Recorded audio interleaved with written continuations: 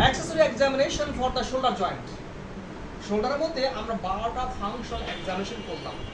এই 12টা functional examination করার অবস্থায় আমরা 3টা গুরুত্বপূর্ণ সিদ্ধান্তে আসলাম বা সমস্যা পড়লাম। এটা হচ্ছে কি, সাধারণত বডির একাধিক মাসেল একত্রে ইনজুরি হয় না। 2 নম্বর, সাধারণত বডির বড় মাসেলগুলো সহজে ইনজুরি হয় না। 3 নম্বর, প্যাসিভ মুভমেন্ট দিয়ে ইনার্ট স্ট্রাকচারের সমস্যা এবং রেসিভ মুভমেন্ট দিয়ে কন্ট্রাক্টাইল স্ট্রাকচারের সমস্যা পাওয়া যাওয়ার কথা, কিন্তু বডি এই নিয়ম মানে না। এরই আলোকে আরও 10টা অ্যাক্সেসরি এক্সামিনেশন বের হয়েছে। Number 1, passive horizontal addiction. ধরলাম এই শোল্ডারে ব্যথা, রাখলাম বাম হাতের দিকে, ডান হাতের দিকে চাপ দিলাম। Passive horizontal addiction. ব্যথা পায় 3টা স্ট্রাকচার, যে কোনো একটা: অ্যাক্রোমিওক্লেভিকুলার লিগামেন্ট রিলেশন, সাবকোরাকয়েড বার্সাইটিস অথবা সাব স্ক্যাপুলার স্টেনাইটিস। কোনটা আমরা হিস্ট্রিতে জানবো। Number 2, apprehension test for the anterior instability. সাধারণত যারা বোলিং করে, বোলার, তারা কমপ্লেন করে যে আমি যখন বলটা থ্রো করি আমার কাছে মনে হয় সামনের দিকে শোটা ইনস্টেবল, আনস্টেবল ফিল করে, সে মানে স্টেবল পাচ্ছে না। তখন আমরা তাকে বসায় দেবো, জার্সি খুলে ফেলবো, এন্ড দেন হাতটাকে আমরা এভাবে রাখবো। রাখা অবস্থায় থাম দিয়ে হিউমারাসের পেছন দিকে ধাক্কা দেবো, সামনের দিকে ধাক্কা দেবো, পেছন থেকে ধাক্কা দেবো সামনের দিকে, এবং তাকাবো সামনের দিকে। যদি দেখি যে হিউমারাসটা উঁচু হয়ে এখানে আসতেছে বা বাইরে আসতেছে, তখন বুঝবো যে অ্যান্টেরিয়র লিগামেন্টাস ল্যাক্সিটি আছে শোল্ডারে। যদি না আসে তার নাই। 3 number, apprehension test for the posterior instability. এটা হয় যারা গোলক বিক্ষেপ করে, ছুঁড়ে মারে, তাদের কাছে মনে হয় যে পেছন দিকে শোল্ডারটা ছুটে যাবে। তখন আমরা চেষ্টা করি আমাদের ধরি আমি এই তার বাম শোল্ডার, তার এই সমস্যা হচ্ছে, তখন আমি আমার দিকে মুখ করে নেব, শোল্ডারকে মেজরেশন করে নেব।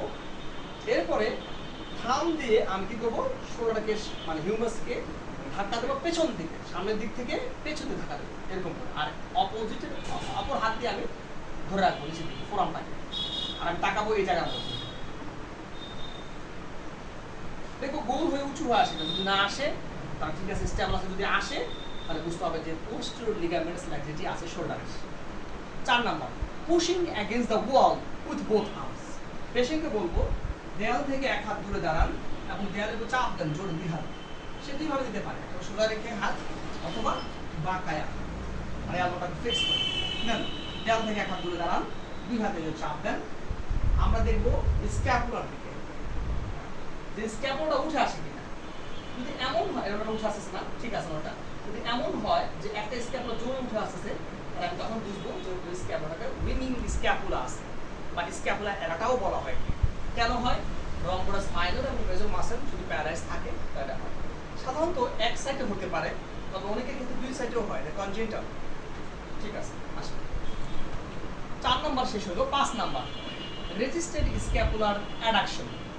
তাকে আমি ঘুরাই দেবো, পেছনে বসবো, স্ক্যাপুলার মেডাল বরাবর ধরে রাখবো দিয়ে আমি থাম দিয়ে তাকে বলবো, বলার পরে আপনি এটা করবেন।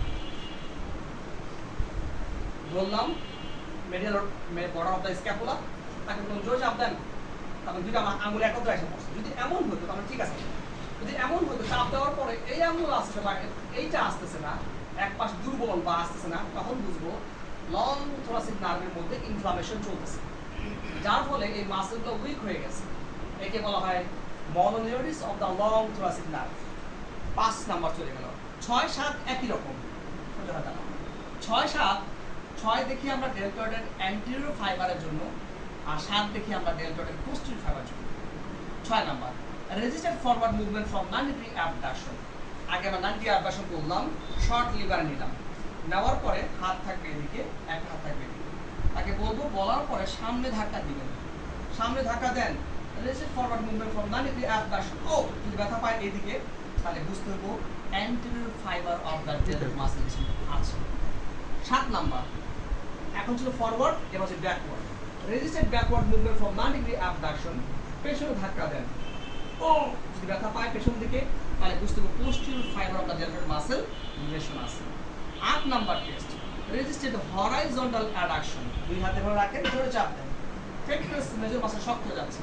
যদি এমন অবস্থা যে কোনো একটা মাসেল পেইনফুল হয়, এক জায়গায় ব্যথা হয়, তাহলে বুঝবো আমরা ওই পাশের পেক্টোরাস মেজর মাসেল ইনজুরি আছে। সাধারণত এটা হয় ফল্টিভাবে আপনি যদি জিম করেন অথবা ওয়েট লিফট করেন অথবা চিন আপ দেন বা পুশ আপ মারেন তখন চেস্টের মধ্যে ব্যথা হতে পারে। 9 number 10 number. 9 number resisted forward movement, arm kept at the side. হাতটাকে সোজা রাখেন, থেরাপিস্ট একটা হাত এলবোর উপরে একটা হাত শোল্ডারে দিবেন। বলার পরে আপনি হাতটাকে সোজা রেখে কোনোভাবে এরকম না, এরকম ভাবে উঠানোর চেষ্টা করবেন, উঠার উপরে দিবেন। ও এটা রেয়ার লেশন বাইসেপস ব্যাকে ধরা পড়ে, আর খুব দুর্লভ। 10 number test resisted adduction with elbow 90 degree flexion. Elbow 90 degree flex করলাম, শর্ট লিভার নিলাম, এরপর আমি বলবো বুঝে চাপ দেন, এরকম চাপ দেন জোরে। যদি ব্যথা পায় পুরো bracket muscle lesion. That's all.